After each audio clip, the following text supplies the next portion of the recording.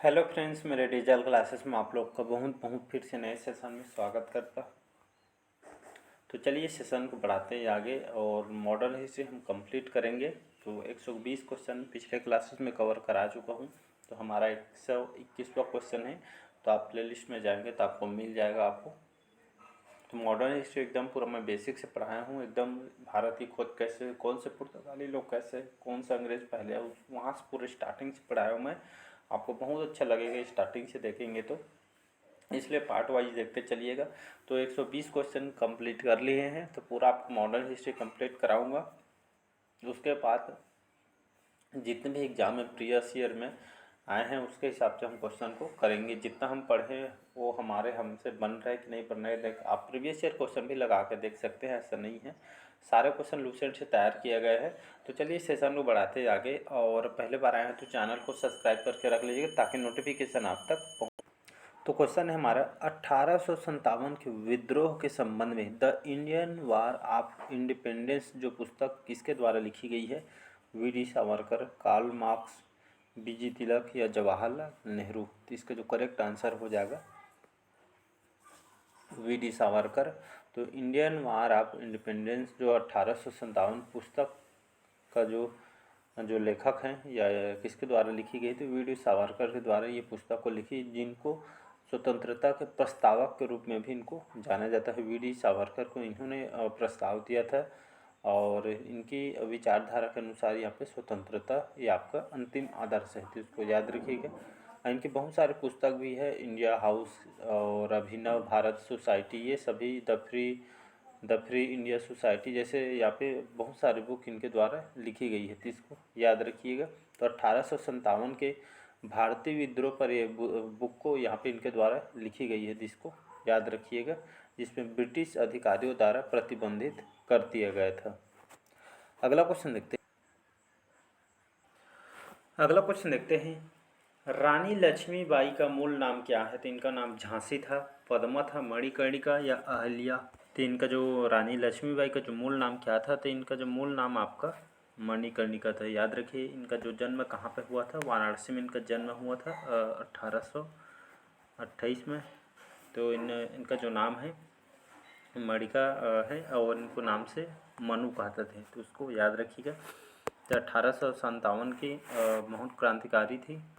और इनके हस्बैंड का क्या नाम था? तो इनका राजा गंगाधर राव इनका पति के नाम था, तो इसको याद रखिएगा। अगला क्वेश्चन देखते हैं। बिहार में सन 1857 के विद्रोह का नेतृत्व किसने किया? तो कुंवर सिंह ने, लियाकत अली ने, तात्या टोपे ने या आपके बख्त खान ने? तो इसका जो करेक्ट आंसर जो हो जाएगा कुंवर सिंह करेक्ट आंसर हो जाए। तो बिहार में 1857 के विद्रोह का नेतृत्व कुंवर सिंह ने किया था। याद रखिए, कुंवर सिंह बिहार में सन 1857 को भारतीय विद्रोह का नेतृत्व कुंवर सिंह ने किया था, तो इसको याद रख। तो इनमें से 1857 के विद्रोह से कौन सा जो क्षेत्र इसमें प्रभावित नहीं हुआ था? जगदीशपुर, कानपुर, इलाहाबाद ये आपका चित्तौड़? तो इसका जो करेक्ट आंसर हो जाएगा आपका चित्तौड़ करेक्ट आंसर हो जाएगा, डी ऑप्शन। याद रखिए, तो 1857 के विद्रोह का प्रभावित आपका चित्तौड़ यहाँ पे प्रभावित नहीं हुआ था, तो इसको याद रखिए, चित्तौड़ बिल्कुल इसमें प्रभावित नहीं हुआ था। ये आपके ये इसमें खास करके तो अंग्रेज इसको समर्थन कर रहे थे, इसलिए आपका विद्रोह नहीं हुआ। अगला क्वेश्चन देखते हैं। सन 1857 के विद्रोह में दिल्ली में किसे या कौन से शासक को शहंशाह हिंदुस्तान घोषित किया था? बख्त खान को, लॉर्ड कैनिंग को, बहादुर शाह द्वितीय को या आपके अकबर द्वितीय को? तो इसका जो करेक्ट आंसर हो जाएगा सी ऑप्शन करेक्ट आंसर हो जाएगा। तो 1857 में विद्रोही जो सैनिकों को अपने विद्रोह को वैध बनाने के लिए इसको ये आपके बहादुर शाह द्वितीय को ये आपका घोषित किया था दिल्ली में, तो इसको याद रखिएगा। अगला क्वेश्चन देखते हैं।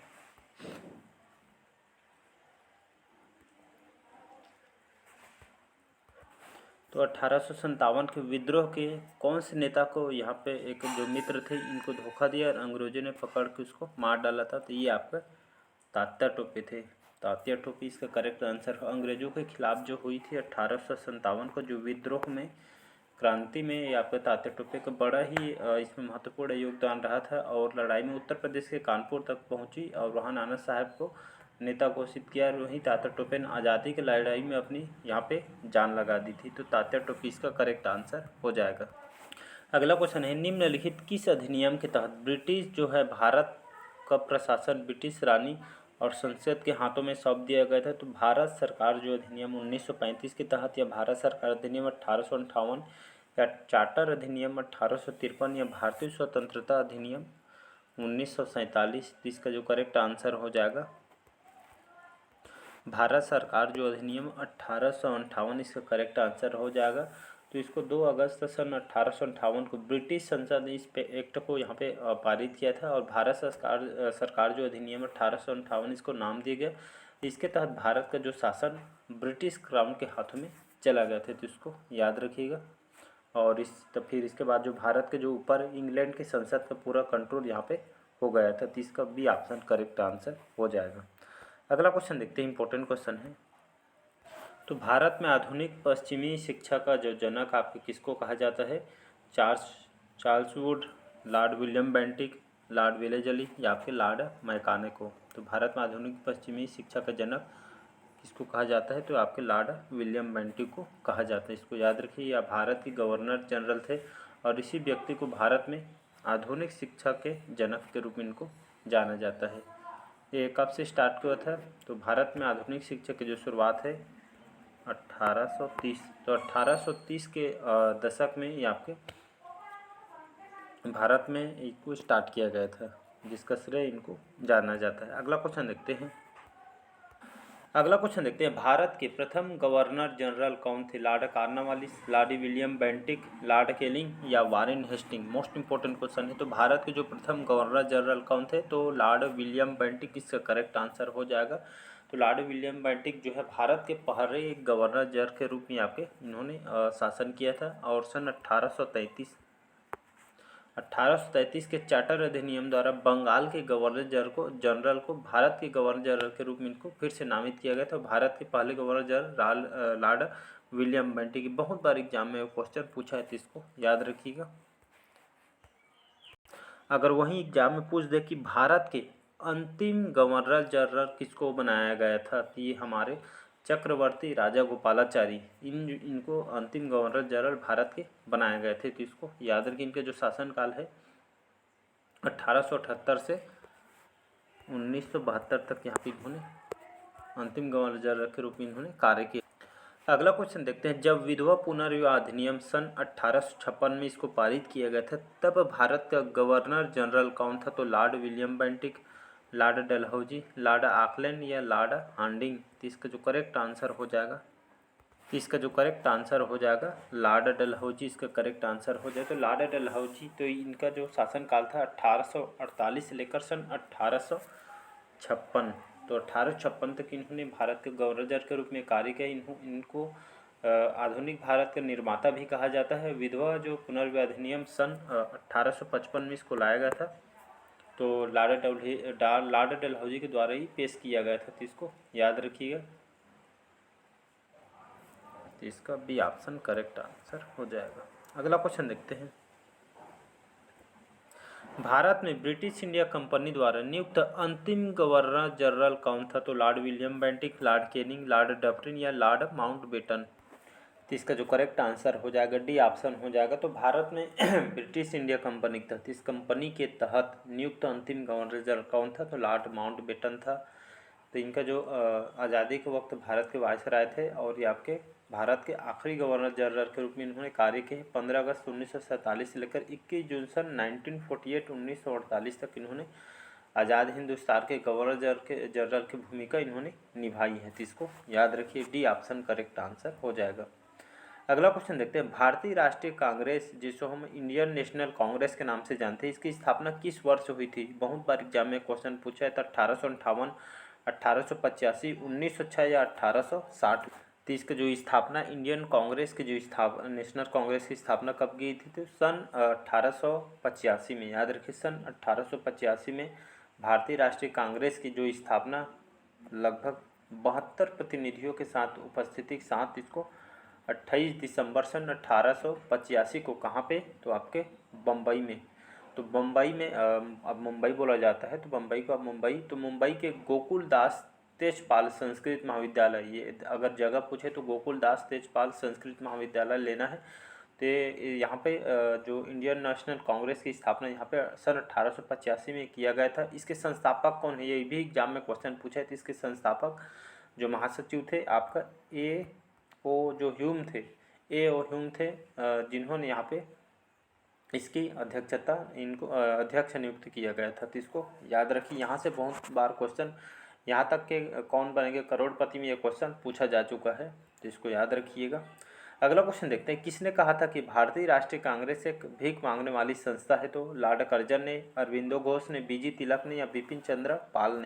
तो इसका जो करेक्ट आंसर हो जाएगा अरविंदो घोष करेक्ट आंसर। तो इन्होंने जो भारतीय राष्ट्रीय कांग्रेस भीख मांगने वाली संस्था, ये जो कथन ये किसके द्वारा किया गया था? अरविंदो घोष के द्वारा यहाँ किया गया था। तो इसको याद रखिए, बी ऑप्शन करेक्ट आंसर हो जाएगा।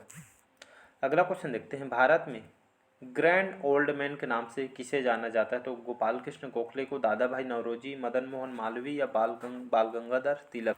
तो भारत के ग्रैंड ओल्ड मैन के नाम से जाने जाने वाला जो व्यक्ति आपका कौन है? तो दादा भाई नौरोजी है। ये एग्जाम में बहुत बार क्वेश्चन पूछा है, तो याद रखिएगा।